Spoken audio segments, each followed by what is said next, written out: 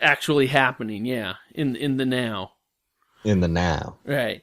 Which I thought that was really well done. Oh, and then like there's a little crime alley sides. Although, I gotta say, Larry, the action itself, like most of the action scenes, there's like probably the longest one was in the first issue. Mm-hmm.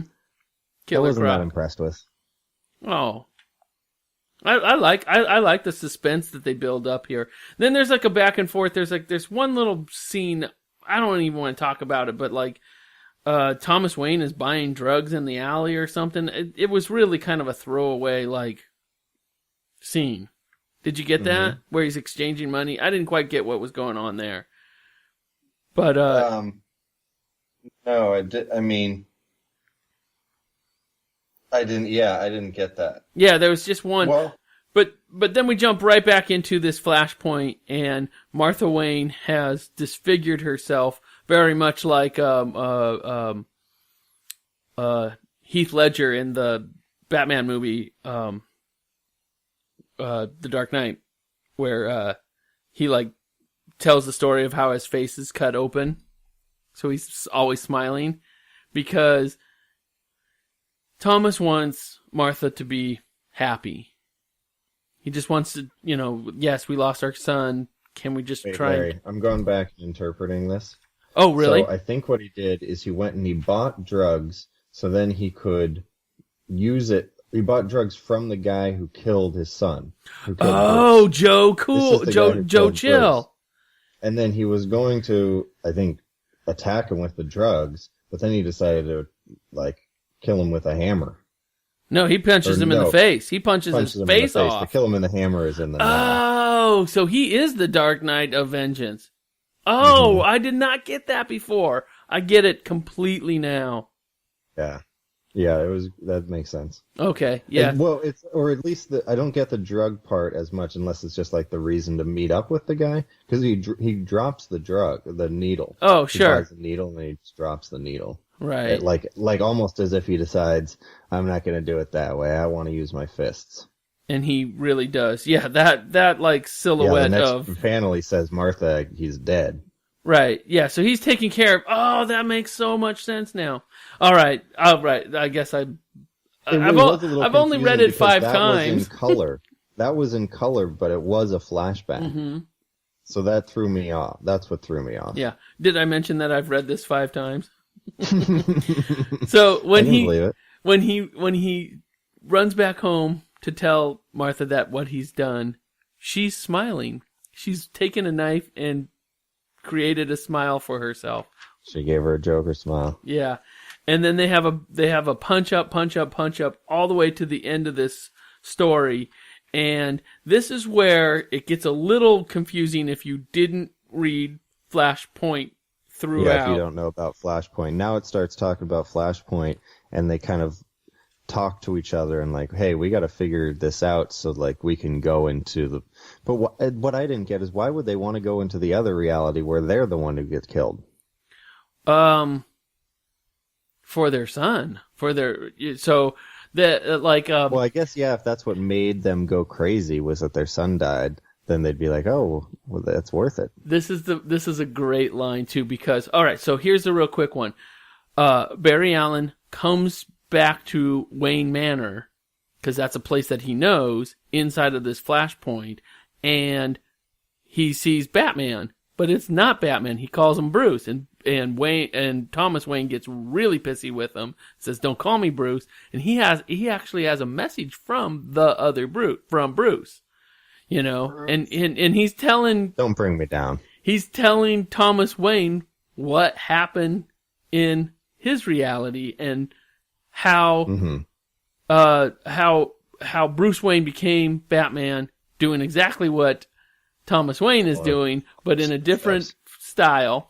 And Thomas Wayne right here tells the Joker, his wife, Martha, that reality, and she says, he tells her that she's not quite as receptive. She's not quite as receptive, and especially after he says he's followed me. He's taken on what I've been doing. And she says, becoming a doctor? And he's like, no. And that's when she goes, no, he's a Batman. He's a Batman. She goes bonkers and... what, does she want him to be the Joker? No, well, she would prefer that he would be a doctor and just not have any of this stuff. Anyhow, here's the big spoiler. Ending. She kills herself. Falls down the well and she dies. falls down the well and dies. And the bats fly up. The end. This was first of all, I love this story. Like I said, I've read it a couple times now. James, what did you think? I thought it was really good, actually. The story was great. The characters, they did justice. They did all of them justice. I thought, I really liked Batman's, moral conundrums, and I think there was good moments where you stopped and was like, I wonder what I would do here. Or Batman, made the good choice, or, Batman didn't make the good choice. I thought there were quite a few moments like that, and that's kind of what I look for out of this kind of comic, I guess. We didn't really talk about we kind of talked about the art and the paneling, but I didn't think the art was, it's my favorite Batman art I've seen, but I've only seen Batman art that I didn't like. Okay, so I'm glad that... where would you rank it on, Batman art? Oh, this is up there, man. This is up there. Yeah. So I talked about Eduardo Rizzo last week on our art walk. He was. And I was really happy to share this, because these dark. Sometimes you can't see his it's like you're at a campfire with these people. Yeah, it's just really so dark and colorful. It's staged very well. Each of the scenes are staged really well. I could almost imagine it being a movie translating to a movie very easily. And I think the characters are well drawn and they're not overdone, they're not underdone, they're not trying to be their own style too much. It's very just what this is. Yeah. And good looking too. Oh, good looking. It is so nice. His cityscapes, I'm looking at a cityscape here. His sewer with some detail of the pipes and stuff. And his women. When we meet Selena Kyle in the wheelchair, oh my God, she's stunning. And the doctor, the psychiatrist in the beginning. Just so we see. She's all right. Yeah, well, she's just throwing a lot of leg. Yeah, it's titillating because we see her face and her leg and and I think Killer Croc had the best face. he's got a lot of teeth. Oh, when he just comes up out of the muck like that. I like the one shots of his face and stuff, in general, the action didn't captivate me. Oh, he looks like an ape almost. Yeah. Yeah, he looks more like an ape, a green ape. Green ape. All right, so I love this art. I love this story. James, where did you put this in your ranking? So now you're ranking 3 books. Probably surprisingly high. Oh, I'm not surprised. 6, right under Paper Girls. Yay! On. I'm happy because Batman. This was a good Batman story. Yeah, I agree. All right, so one of the best Batman stories. Yeah, and like I said, Flashpoint Paradox is a great movie, I guess. And the current Batman's not bad either. It's still a lot of that dealing with you mentioned it earlier, dealing with the morality of what I've done and so this most recent one, he's almost come to killing somebody he would have if something didn't stop him doing it. He was that close to killing somebody. I just typed in Flashpoint Paradox into Google. It's got 100% on Rotten Tomatoes. Does that sound right? That sounds perfectly right. That seems. Is that the best you can get? I guess so. But it seems like a superhero movie. It's usually controversial, at least a little bit. Oh, some people would poo-poo it this way or that way, or yeah. 100%? Did no one rate it or something? We'll solve this problem later. Yeah. All right. So James and I are going to get back here next week, and since it's Halloween, I thought we'd do some fun, scary stuff.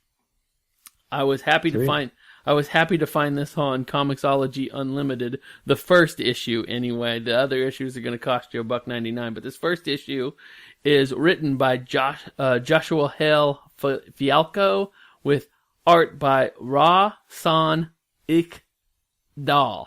I think I pronounced his name right. It came out in 2010. It's a Top Cow production. It's called Echoes #1. Now, Echoes. That's a good name. This is a story about a guy who takes his wife's about to have a baby. His dad is on his deathbed, Not baby. and he is schizophrenic, but he takes pills to mitigate the symptoms. Oh yeah. And his That's dad good. on his deathbed tells him that he was a serial killer. Oh, okay. It's a serial killer comic. It's a serial killer horror comic with reality getting bent in the sense that because this guy is dealing with his medications, pressures of being a new father, and losing his father, he has to come to grips with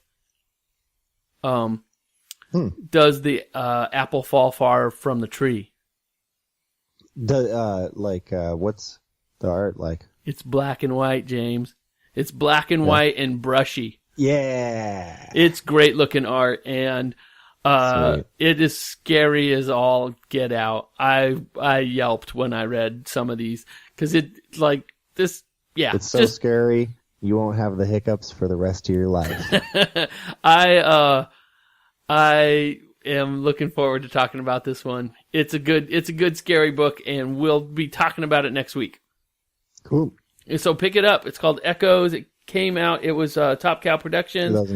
2010. Free on Comixology. Thank you all for being here. Thank you very much. Thank you very much. That one was weak. That was pretty good.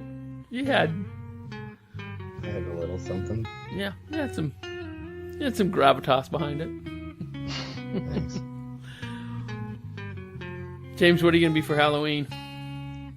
I got this really good MF Doom mask.